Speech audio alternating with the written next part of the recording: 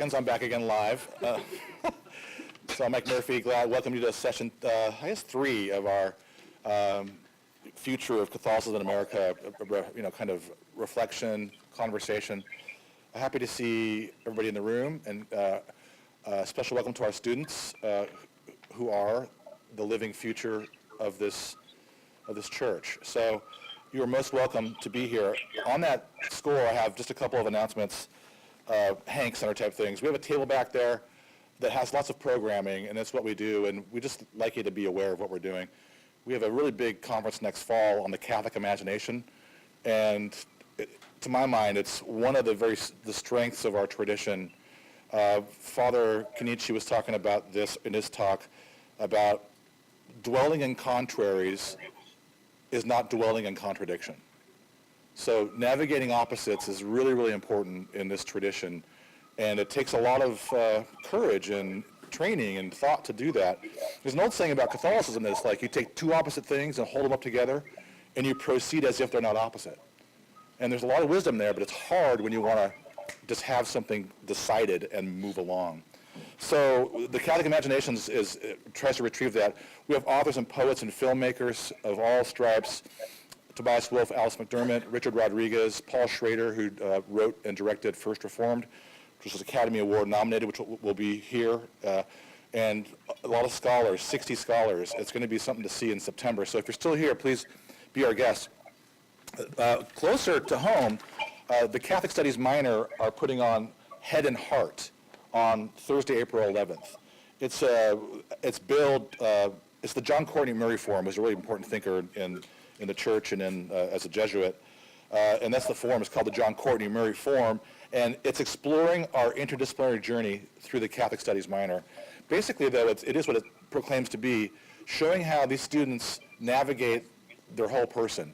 We talk about core personalis at Loyola, and it's a full throttle affair that we educate the whole person, because the whole person needs to be educated in the sense that we have desires are in our heart. We have intellectual needs. We have, bodily needs, and we try to understand what it means to understand that as made in the image and likeness of God. So that's something. So if you're interested in that, please come or sign up for the minor if you want to add that to your life's bundle. It's easily done, so you're most welcome. With that, I will hand it over to my friend Peter Gilmore, who's going to moderate this panel, and I'd like to welcome you too, Father Larry Dowling, to Loyola, and good luck, gentlemen, and thanks for being here.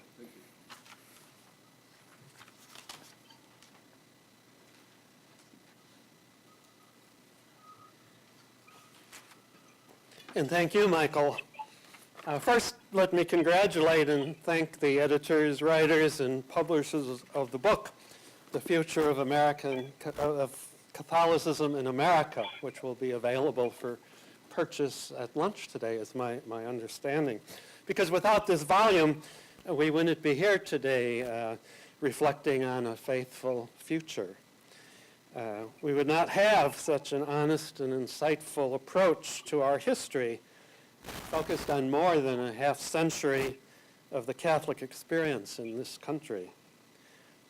Among many other revelations in this book is the fact that we are all practicing Catholics. Perhaps not in all the rules and regulations, but in the eternal quest not to get it impossibly perfect, but in getting it better.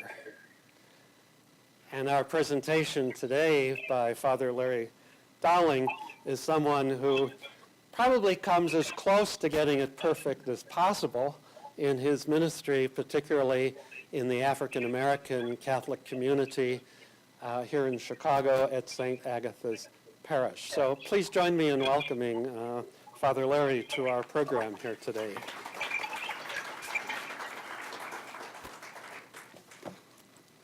Good morning.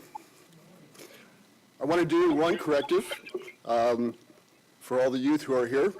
You're not only the living future of our church, you are the living present of our church as well. So just want to be clear about that.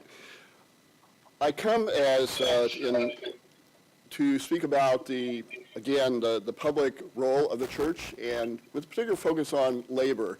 And I'm going to approach it from a number of different perspectives, mainly because the perspective I come from is working directly with labor, both through a group called Arise Chicago, where I was chair of the board for 12 years, to work with workers' rights and to work with unions, but also to work with non-union workers to try to help them to find that dignity of finding work and finding that respect in the workplace that is not always there. The alarming statistic in Chicago is that every day in Chicago proper, there is $1 million in wage theft. $1 million in wage theft. And that affects mostly immigrant populations, but also other populations. So I think to recognize that as a huge issue in regard to how we as people of faith need to respond, I think is really important. One of the things at St. Agatha, which is a predominantly African-American church on the west side of Chicago, one of the things that we do at the end of our service every Sunday is together we close the Mass and together everyone says, be church after church. Be church after church. We say that all together. It was started by one of our previous deacons 20 years ago. And it just is a great way to remind us that we are called to be active in the community, and not only as individuals, but also collectively. So it's how do we make a difference as individuals, but also how do we call ourselves as a parish community to be active as a collective group, to be able to walk with others, to defend their rights. One classic example of that was a couple of years ago when we were fighting for the police accountability in our community and here in Chicago. We still are having that fight. And one Saturday evening, we gathered with the police and other residents around one hotspot in the community to stand together to resist the gangs. On that same day, the next day, on Palm Sunday, a group of about 60 parishioners, after Mass, marched over to the local police to protest police brutality. So those contrasts of accompaniment, but also challenging those in power to be able to do better. So when we talk about our Catholic social teaching, and when we talk about especially the lives of the people that we are in our pews and the people that we seek to serve within the broader community. Again, the key I think for all of us is, especially in ministry, is how are we ministering not just to our own parishioners, but how are we ministering to those who live around us, to those who are directly affected by the forces, the trauma, the internal forces, the external forces that continue to plague our neighborhoods like North Lawndale and so many others. But the issue in terms of workplace rights and workplace abuse and the issues of wages and workplace environment are not just about black and brown, but obviously white as well. If you have the opportunity, there's a great play at the Goodman right now called Sweat. Has anybody seen that yet? Okay. I highly recommend it because it gives it just an incredible view of the dynamics of work and corporate, corporate movement, corporate oppression, but in the dynamic of Hispanic and African American and white. It's set in Reading, Pennsylvania, and it just captures beautifully the incredible tension that oftentimes employers set up to divide people rather than obviously to unite and to bring people together. So the issue of wage theft is something that we, again, as Catholics, we seek to address, to be able to try to raise up and accompany people where they are at. Now, oftentimes we'll ask other pastors, have you ever, from the pulpit, talked about people's work? Has anyone here from your churches that you've attended ever heard a priest talk about the workplace and people's workplace? Good. One. For me, the disconnect I think, in many of our churches is that we're not talking about where people are at. We're not talking about the day-to-day things that affect people in our parishes. And work is such an integral part of who we are. You know, the scriptures tell us very clearly that work is sacred. It reflects the work of God. It reflects value. It reflects, our human dignity. And it is meant to, and it's something that we do for a huge part of our life. So it's how do we recognize that? And how do we also recognize that people are struggling every day from different circumstances in their workplaces? How do we let them know that we care about that? And how do we let them know that we are willing to walk with them to help them to address some of those concerns? Thankfully, the Catholic Church has stepped up in terms of its involvement in workplace rights. Catholic Campaign for Human Development is more and more funding organizations that support workers' rights, and that's been great to see.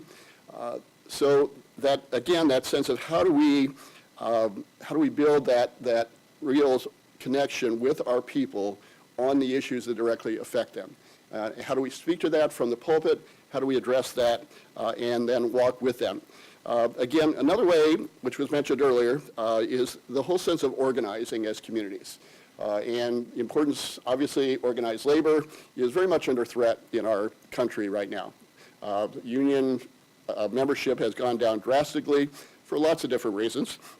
But workers' rights more and more are being threatened, not only in union places, but in other places as well. And so, again, as church, how do we exercise that our church social teaching about the dignity and sanctity of life and recognize the dignity of work and help people to realize that work is so important and essential in people's lives and that it allows them some dignity. Quick story, when I first went to St. Agatha 12 years ago, I was approached by a friend of mine from my previous parish who said he had 8 jobs available in construction. And he asked me if I could identify 8 men from the community who would be willing to take on those jobs, who I could somewhat guarantee that, would show up, would do the work, would go through the training, and do all those things necessary. And so through a friend of mine who was a former gang member, I reached out to him and I said, can you identify 8 guys for me? And he said, well, I'll identify 20, I'll bring them together with us, and from those 20, we can figure out which 8, we can offer the jobs to. So we did that. They went to work, and things went really well. In January of the next year, one of them called me and said, Father, we want to thank you for the jobs that you got for us. And I said, well, you're welcome. And they said, no, we want to thank you. I said, well, what do you mean? They said, we want to thank you by turning in all of our guns to you. We want to thank you by, turning in our guns. I said, okay, so let's figure out a time. So the next day actually turned out to be Martin Luther King Day, and so there wasn't anybody around, so they came over around noon time.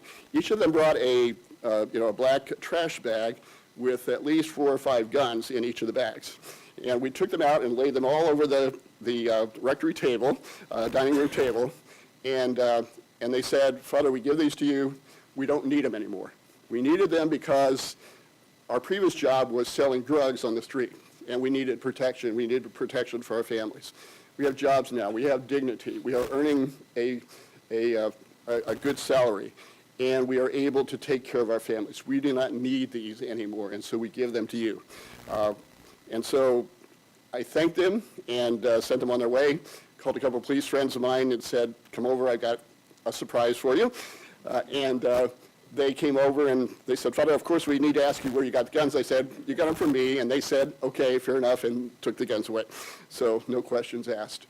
But again, it's that sense of dignity that is so important to recognize in the lives. And so in terms of community organizing, from the church's perspective, which we do through an organization called Community Renewal Society here in Chicago, what we do is we try to raise up ways to remove obstacles for people to get jobs. And so we've done a lot of things in regard to legislation at the state level to help eliminate bars for employment for ex-offenders in both the education system and the healthcare system in Chicago. We've done work at the local level, at the city level, in regard to setting up a workers' rights office and an office of standards in terms of workplaces to hold businesses accountable. So again, there's that sense of working together with other faith traditions to be able to hold up this dignity of work and to make sure that in every way possible we meet that need, that very basic need, that need that provides dignity for individuals, the ability to care for themselves, the ability to say that I'm doing something meaningful, the ability to say that I am able to take care of my families. And we were able to do that more and more for individuals in our community. Those who are getting out of jail, who we work with inside the jail, so that they come to us so that we can find them employment and help them stay on that path to legal employment, if you will. The one thing that I also want to raise up, one of the things that we do in the community is very much about restorative justice. And does everybody here know what restorative justice is? Okay, hopefully a lot of people do, but restorative justice is, in contrast to retributive justice, which is what our current criminal justice system is really based on. And so in terms of restorative justice, what we try to do is to find ways to bring people together in dialogue. And this is much broader than the worker movement, but it is, I think, in terms of the previous conversation that we had with the previous speakers, it really is about how do we bring people together in a safe space to have real dialogue on issues that are affecting everyone. So at St. Agatha, we hold monthly conversations on race. We are holding monthly conversations for individuals in the community who are unemployed on helping them to walk through that period of unemployment and hopefully move them into employment. We are doing various ways. We are inviting people to come together in lots of different ways and to try to bring this dialogue in a safe space, in a confidential space, where people feel the freedom to speak, where everyone brings a wisdom, everyone brings experience, everyone brings their life stories, and we are all enriched and empowered by that collective voice. Restorative justice is more and more, thankfully, a movement that is growing. In North London, we've established a restorative justice court in the community, the first one in the United States, still in its infancy, but we are working hard to make sure that it works, to allow individuals who are accused of crime or who would likely end up going through the regular court system to be able to come to this court and essentially through a process that involves them sitting down with the person or persons they've harmed to work out a repair of harm agreement so that everyone is satisfied with the result, and then they come back before the judge and have no record from that point forward. So it's, again, different ways to employ this restorative justice, these restorative justice principles that come really out of our Catholic social teaching. It's about relationship. It's about mutual care, common good, all those sorts of things that are really important for us to support along the way. A couple other things. I've got a couple of minutes still. 5 minutes. Okay. All right. So in terms of the restorative justice work that we do, again, a lot of it is around how do we bring people together in conversation. So we do a lot of work with parents in the community who are struggling. We do some initial work in juvenile detention. We do weekly work in Cook County Jail.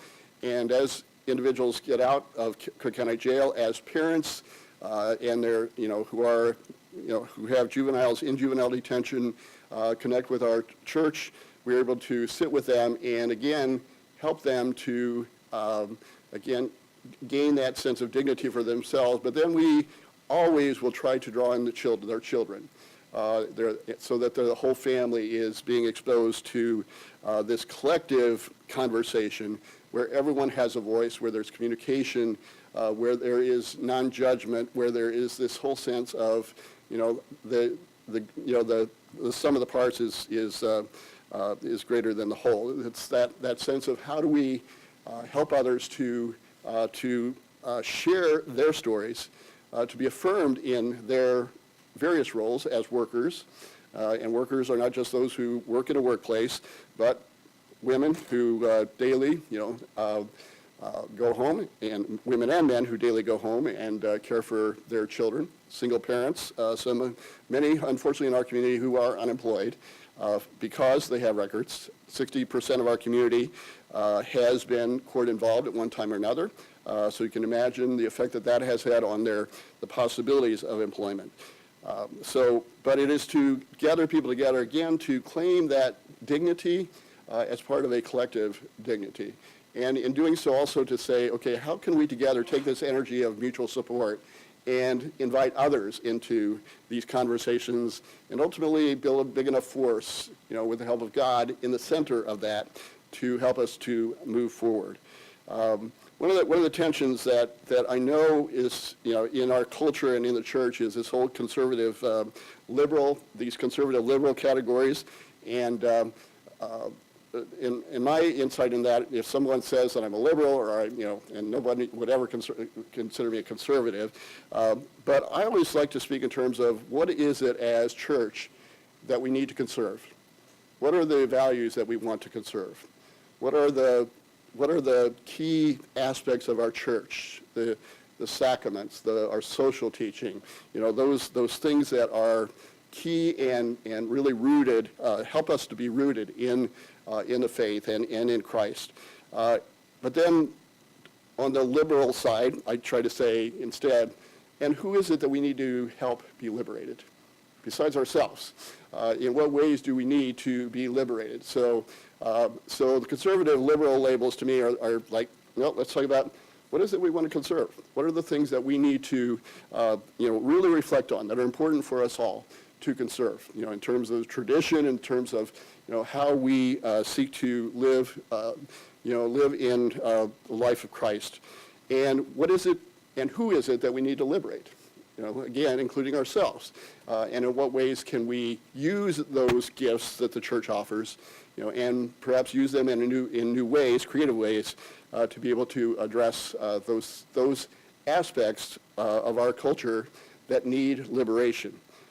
So again, it's opening ourselves up to that spirit that is about truly recognizing that we are all part of the body of Christ and all part of this wonderful church that is very diverse, has a huge umbrella for lots of different people, and yet together we are called to service to God's people, and especially in light of Francis and St. Francis as well, that call to work on the margins, to go out to the places, to go out and be church after church, especially in those places where people are not given that dignity, are not provided that protection that they deserve, so that they can find that protection and indeed pursue and fulfill their God-given potential.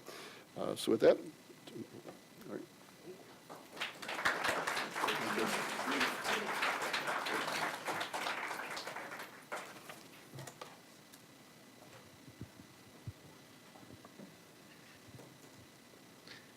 If I may be so bold as to speak for the majority of the people gathered here in this room today, not everybody, but the majority, I think you have just brought us into a world we really don't know very well at all. And I just want to thank you, first of all, for bringing us into this world. I think many of us have read about this world, but we've never experienced it firsthand as you have. And last night there was quite a bit of discussion and conversation about encounter and the importance of encountering the other. And I'm just wondering how you see what you are doing there in terms of your frontline ministry in the African American Catholic community, making a contribution to the future of American Catholicism. Kind of a big ending there. Okay, all right. So my passion is always around what can I do locally, but what can I affect? So I love the question. What can be done to extend that universally? And so again, the word encounter is truly important. And again, the way that we do restorative justice in the church, the way that we try to engage people at a level where we are building relationship with each other, where we are talking about some difficult topics, but in a safe space where we can share our opinion. The key for me in Encounter is it is always first about building relationships. So when we decide we're going to start a group on unemployment, those who are unemployed, we spend the first 2 times doing Circle just simply getting to know each other, simply sharing stories of hopes, dreams, struggles, those sorts of things. And then we get into the meat over, once we build that base to then start having conversations around the real meat of the situation and what the reality is, and then start talking solutions as well. Because as the energy shifts, from a sense of helplessness to a sense of collective power, then things will happen. And again, that's the work of the Spirit. That's why when we do Circle, everyone has a voice. Only one person can talk at a time. There is this commonality of value that we share in the Circle. So the 4 basic values that have to happen in every Circle is to be respectful, to be active listeners, to be non-judgmental, and to hold confidentiality within the Circle. Those are the 4 values that are necessary.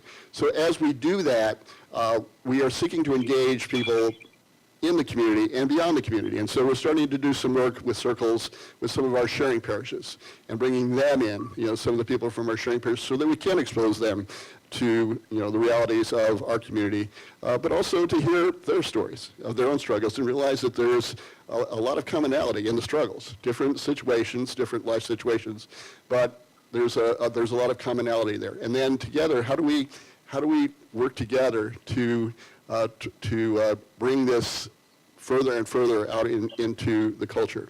God's love is always inviting us to continue to expand, to always to always extend outward. And so it's how do we do that? How do we open ourselves to that life-giving power of God to extend beyond ourselves and to take the risks of love? And taking the risks in our community has been to draw people who are incarcerated or formerly incarcerated, to bring people who are struggling in lots of different ways, to bring police officers into our circles, to bring the people who are prejudiced, racist into our circles, and to be able to again draw those conversations together so that we come in touch with first our own humanity, each individual's humanity, and then to be able to live that out and to recognize that and to share again the commonality and realize that we're all in this together and that the divisions that are out there are false divisions, that if we truly come into relationship with each other, that we can break those down. And I believe that has a great power. And I think this movement for restorative justice is more and more taking root, and it's exciting to see. When I was talking to Father Larry at the break, I asked him how many of his parishioners live outside the geographical area of the parish, and he said about half, which is probably about the same number of parishioners who choose to go to parishes other than their geographical parishes in large urban areas in America. I think it's an incredible statistic that has been relatively ignored in diocesan reconfigurations. But that's just a little editorialization on my part. To what extent do you think the peace circles and restorative justice emphasis that you give to ministry has attracted so many geographical outsiders to your parish? For me, it really is about people who are engaged by the idea of conversation, where there's a freedom to speak, where there's a freedom to share their experience, freedom to share their opinions, free to share their stories. And I think the attraction also is in hospitality, because you walk into the doors of St. Agatha and you are immediately greeted by at least 20 people who welcome you and embrace you and all of that. So I think that sense of hospitality that invites people into a relationship, that we are all individuals, but we all collectively have something to offer, that we are all the body of Christ, and to be able to recognize that and reverence that, and to be able to draw others into it. As we engage with, especially some of our sharing parishes, but other parishes, over the years have been asked to go out to some suburban parishes, just simply to talk about how the suburban parishes can help us address some of the concerns about violence in our community. Oftentimes, the initial answer is, we need money. But that's not where I go first. It's always about how do we build relationship? How can we come together? We come to you, you come to us, and how do we build relationship that is going to, in the process, help us to find ways to help each other, to engage each other. And so it's really about that invitation to others to come to share their gifts, to come to share their experience, come to learn more and more about these types of things. Over the past few weeks, I've had the opportunity to go out and to a couple of our sharing parishes where families have hosted, just brought some of their friends together, and I have 4 of my staff members come out, and we spend a good 3-4 hours just mingling and talking about what we do and the experiences that we have. And again, the eyes are opened, and more people say, I want to come out and visit. I want to come out and be a part of these things. And so that's an energy that's building, and more, I think we're going to have more people want to at least join us in those conversations and find ways to bridge those differences of distance and economics, and realize that there are strong connections in terms of our faith and our commitment to justice. If I may, as moderator, just ask one more question before we open it up to the group. Last night, during our conversation, there was talk about social media and the conflating information with judgment that takes place instantaneously on social media in competition with reflection, meditation, and prayer, basically. And you had made reference to the activism of your parish, marching on the police station at Palm Sunday. And I'm sure there's all sorts of other examples. And I'm wondering how you see meditation, reflection, and prayer, particularly the liturgy, informing the activism, and how you make space for that within activism. So the key is to be rooted in faith. And so the community organizing group that we work with is a faith-based community organization. There are times we find ourselves, focusing on particular issues. We always have to call ourselves back to the roots of faith and what it is that motivates us, who it is that motivates us to do what we are called to do. And so in our prayer, in our outreach, in the ways that we seek to engage beyond the community, we have to find ways to fortify that within ourselves. So our Sunday celebrations really are, I often ask people, okay, why do you come to church on Sunday? And the invariable answer is to get something out of it. Well, which is always the wrong answer, because the right answer is to give praise to God, to give thanks to God for all the things we do. And if we do that well, then God feeds us, God strengthens us, God gives us what we need to be able to do what we're called to do. And so, which is, why worship is so important, which is why, scriptures and the proclamation of scriptures is important, which is why music, especially in the black community, is so important to engage all of the levels of that, so that in the process and in the preaching, I'm able to raise up those issues that are affecting people and engage the community in, okay, how do we address these things? How do we collectively as a community do this? And again, always centered in faith. And when we go out, we're always going to come back and we're going to pray and we're going to reflect on what we've just done. We're going to, always reconnect to the source who has called us to go out and do what we've been called to do, and to come back and to evaluate, yes, but also to reflect on how is it that we have lived our faith? How have we been faithful in the mix of this all? The common conversation in our society is how can you be successful? And I think our challenge as church is more to say how can we consistently be faithful to what we are called to do. And it's a huge contrast because society is so focused on success, and many of our parishes are like focused on success and numbers and all of that. The key is for me is faithfulness. And how do we call each other individually and collectively to that faithfulness to God's love, to that faithfulness to be active, to each and every one of us in our own way add our unique value to the world, to be able to really extend that beyond. And it always has to come back to to prayer, to conversation with God. Again, I always say to my congregation, prayer doesn't change God, prayer changes us. And so how do we speak what we need to speak to God? How do we listen to what God needs to speak to us? And how do we enter into that conversation in a way that we truly are listening, both individually and collectively, to the voice of God, who then calls us to go forth and truly to share the incredible giftedness that is in us all, individually and collectively, for the good of others.